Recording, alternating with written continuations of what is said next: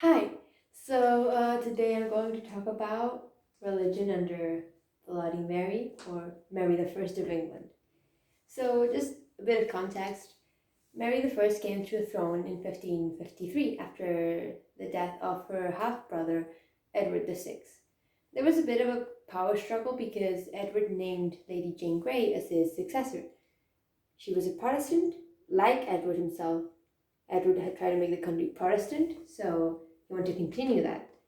He put Lady Jane Grey on the throne, but there was a lot of support for Mary, and she managed to take it back, to take the throne.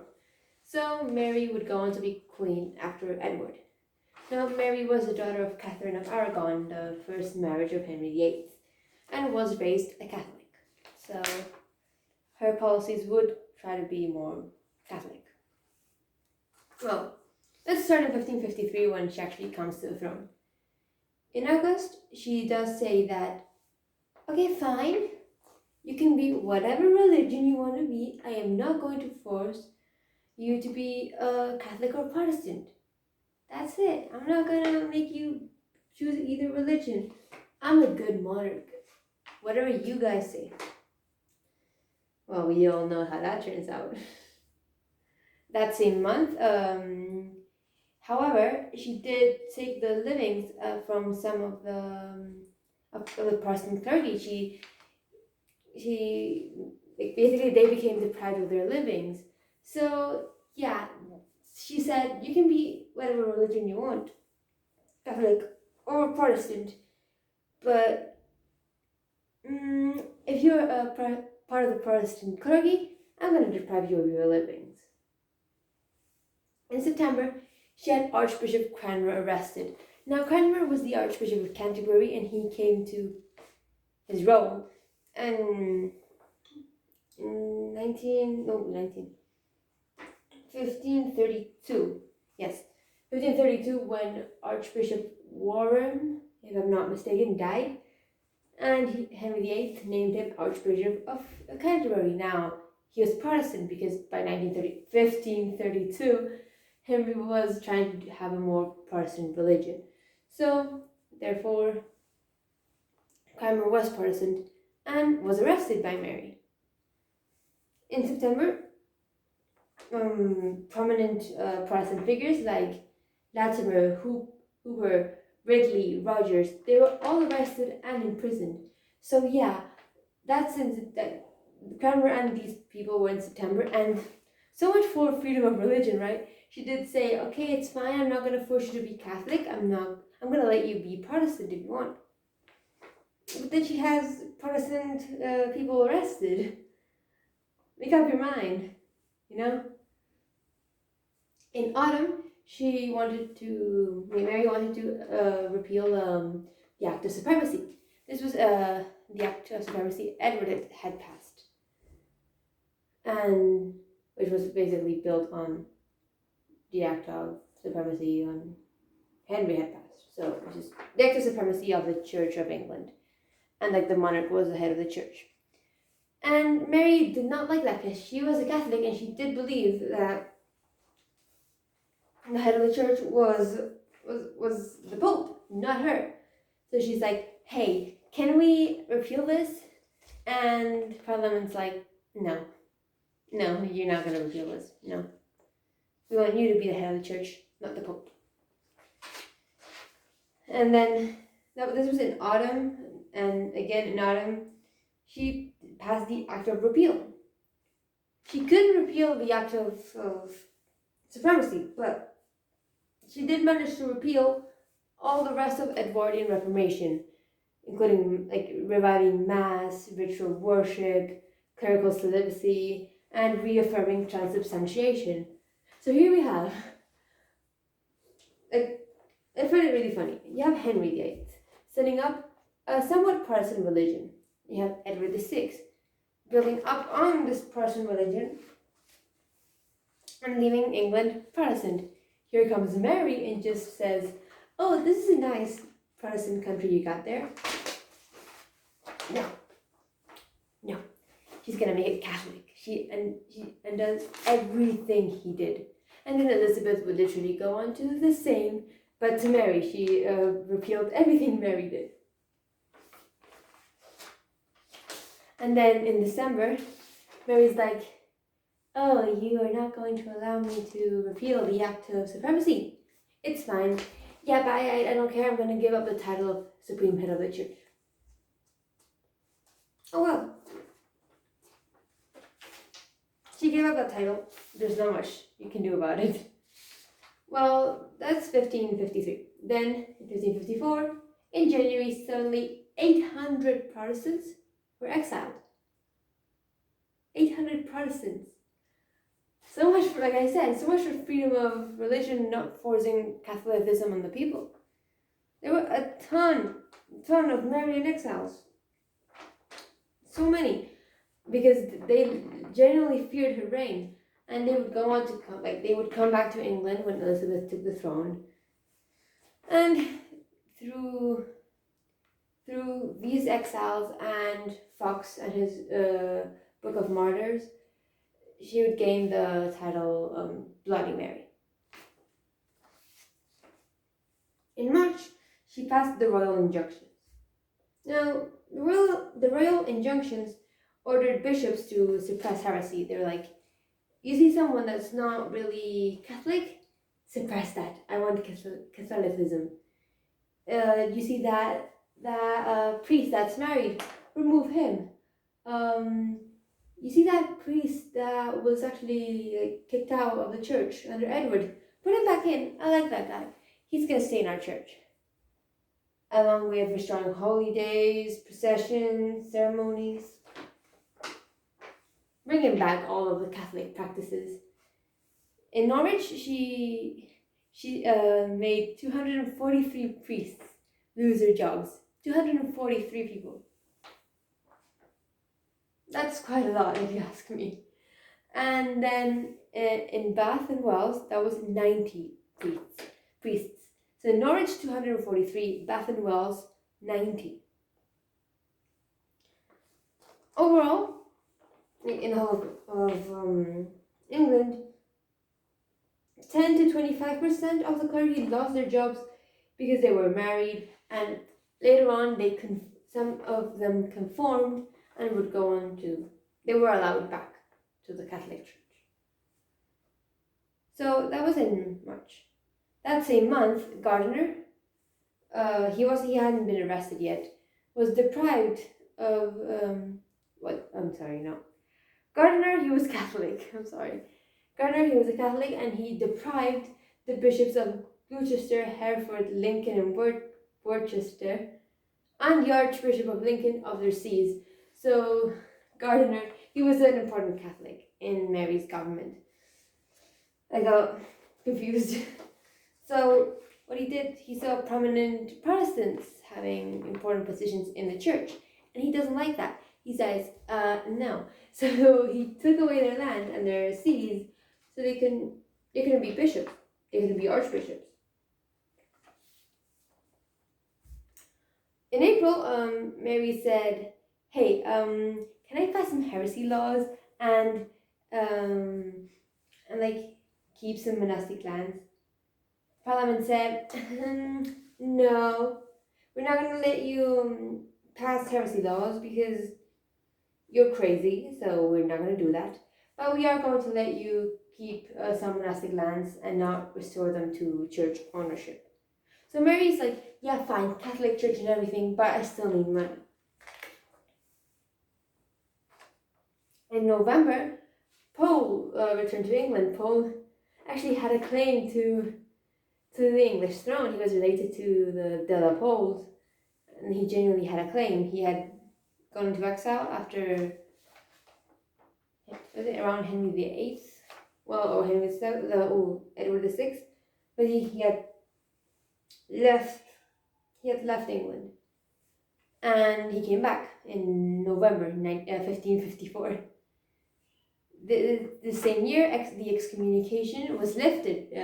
If you remember, Henry VIII had been excommunicated from the Catholic Church in 1538, and a few years later, 1554, yeah, he was.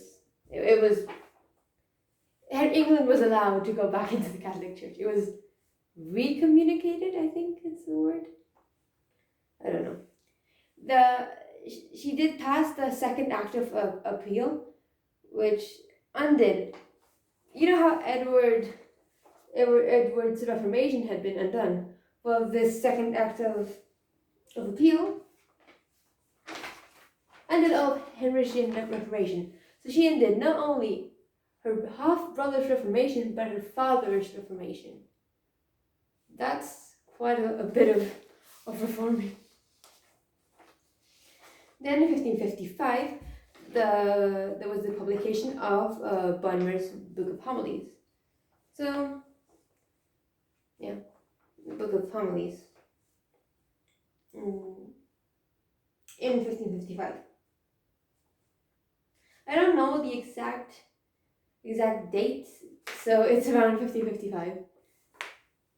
And yeah, in January there was a commission sent out to consider refunding some religious houses.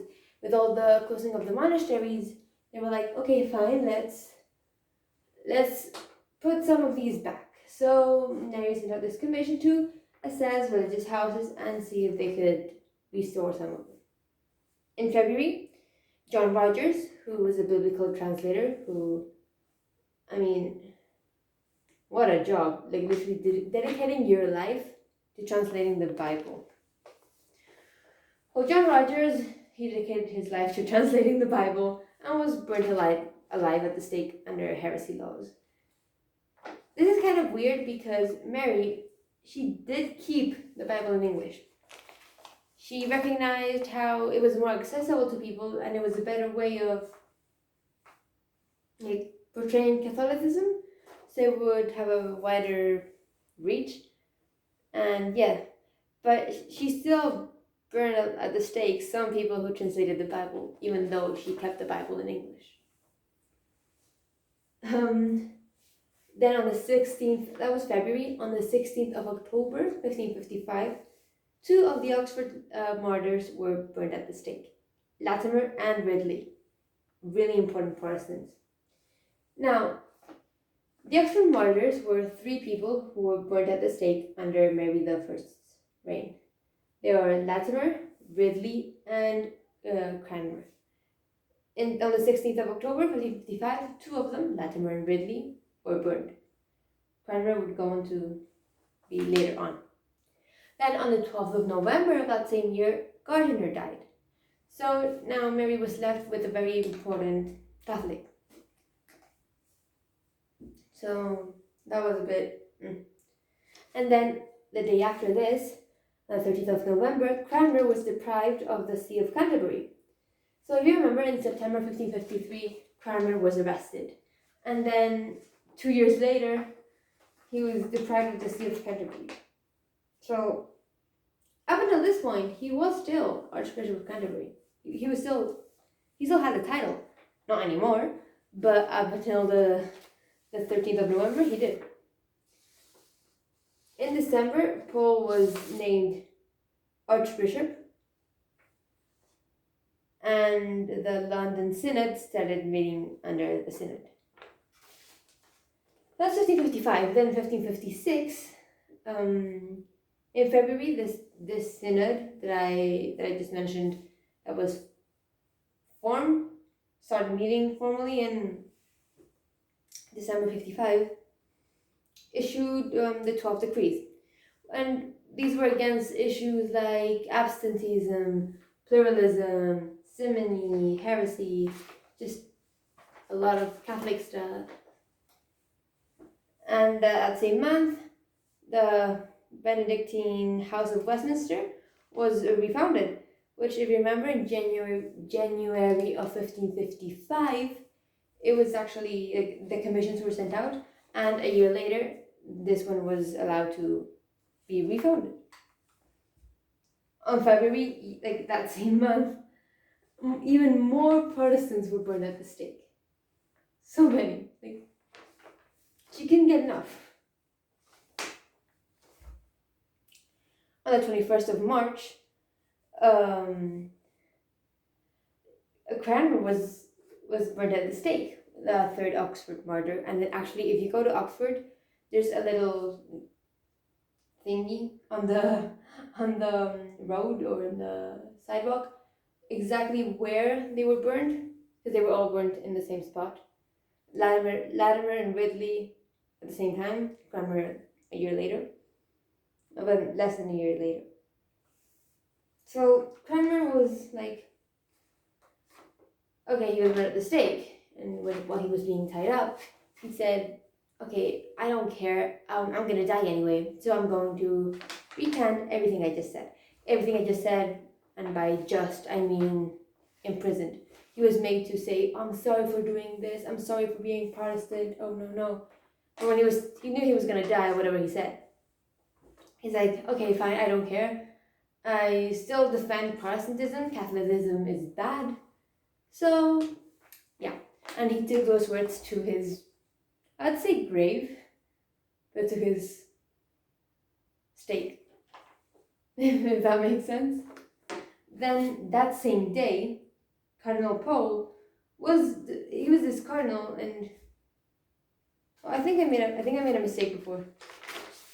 Yeah, in December, Pole was not named. In December 1555, Pole was not named archbishop, but was named cardinal. I'm sorry, I made a mistake there. Now, Cardinal Pole, on the 21st of March, was deprived of his position as papal legate. He was papal legate for Pope Paul IV, but got into this really strong argument and was deprived of his position. And on the next day, he was made Archbishop of Canterbury, which I think it's really funny. So, you're married, and here comes Paul crying, like, oh my God, Mary, I'm no longer papal legate because I had an argument with the Pope. And Mary's like, oh dear, no, don't worry, calm down.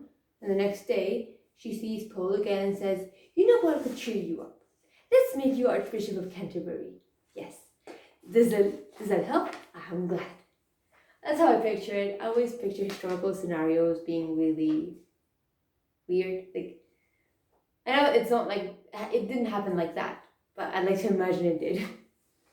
But yeah, it was literally the next day, on the 21st of March, he was deprived of the papal legate title. 22nd of March, he was given the Archbishop of Canterbury. It was obviously done on purpose. Then in 1557, in June, other small religious houses were refounded as a consequence of the commission set up in January 1555. This was June 57, and then that same month, Paul was recalled to Rome. So the Pope said, okay, fine, now you're Archbishop of Canterbury. I don't care, come to Rome. And Mary's like, yeah, do you think I'm sending my guy to Rome to answer heresy charges? No. So she refused to let him go. The Pope was forced to name a new papal legate. And Mary's like, yeah, that's great, he's fine, yeah, but I'm not going to listen to him. So the papal legate for me is Pope. I don't care what you say. So that's a very loving relationship Mary had with the Pope. Then November 1558 was really busy. On the 10th of November, five Protestants were burned at the stake. For her entire reign, she burned approximately 300 Protestants. And this is where the title of Bloody Mary comes from, because of the Book of Martyrs. But if you compare the number of deaths under Mary and then the number of deaths under Henry was more sadistic. He had more deaths, he had more blood in his hands. But still, Mary gets the bad title because it was all Elizabethan partisan propaganda. And on that same day, Thomas Benham, this returned exile, started ministering priests in London with Protestantism. He started sharing Protestantism. And then on the 10th that was on the 10th of November. Then on the 17th of November, around 12 p.m., Mary died. She actually had a lot of tumors and she was really sick. She had so many failed pregnancies. It was kind of a tough time for her. But yeah, she died, and then just 7 hours later, Paul died. So Paul and Mary died on the same day. Just Paul died a bit later. So by 1558, how much had Mary established Catholicism? How far had she changed the religious situation in England? Well, yeah, the majority of the country had remained Catholic, because even after Henry, they're like, oh yeah, you're imposing Protestantism in us. Yeah, no. So they remained a Catholic inside, like outside they were Protestant, but in their hearts they were Catholic. Same with Edward. And then when Mary came, the majority of the people were Catholic. And of course, even Protestants who, after Mary's rule, Marian exiles, came back to England, they still knew that the majority of the country was Catholic. And so that's why Elizabeth had to work extra hard on her religious settlements. There was quite a few problems. Like I said, Mary and the Pope did not get along that well. You'd think if England wanted to return to Rome, to the Catholic Church, to the Pope would welcome them would welcome them with open arms. But no, it was kind of hard to get England recommunicated. She did not have the political experience or knowledge to handle her council, because she had never been raised to rule. When she was the only child, she was just left aside because Henry said, I'm going to have an heir soon enough. Then when Edward was born, she was just plain ignored. So she couldn't really learn from counselors on how to manage government like her brother did. Even though her brother didn't handle government that well, because after all, he was only a child. But she didn't have that much experience, and so she couldn't control her council properly. She was too intent on repressing. She's like, at the beginning, okay, fine, don't worry, guys, I'm gonna let you live your lives. But then by the end, she's like, oh, you're Protestant, go burn. You're Protestant, go burn. Yeah, like that. She did that, and she was too keen on repression rather than focusing on rebuilding the country. Like, instead of repressing people and their religion, try to promote Catholicism instead of repressing Protestantism. And again, she also spent a lot of time doing counter-reformation. Instead of reforming stuff herself, she spent time undoing what her half-brother and father had done. Then the next part is obviously she died in 1558, just 5 years into her rule. If she had just had more time, she could have done so much more. And so that's the thing, you can't really say, oh, she didn't make the country as Protestant, as Catholic as she wanted. Well, she did manage quite a bit in the year she was alive, but she died really early on. And also, the country was already quite Catholic, so she couldn't improve it. She couldn't improve it that much.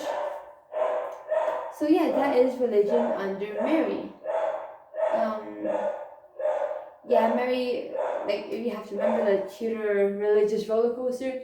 She's right at the top, the most extreme Catholic out of all the Tudor period. And she just kept on enforcing Catholicism and repressing Protestantism until her death. She did marry a Catholic king and attempted to have an heir, so England would become Catholic after her death. But she failed at this. So yeah, that is pretty much it. Thank you for watching.